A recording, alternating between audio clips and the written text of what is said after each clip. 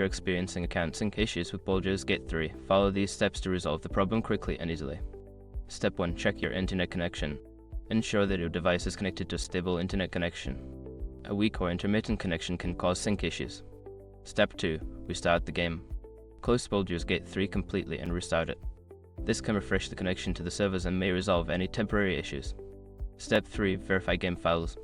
If you're playing on a platform like Steam, use the option to verify the integrity of game files. This checks for any corrupted files and replaces them.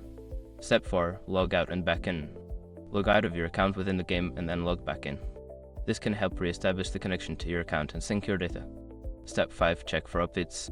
Make sure that both the game and your platform are updated to the latest version.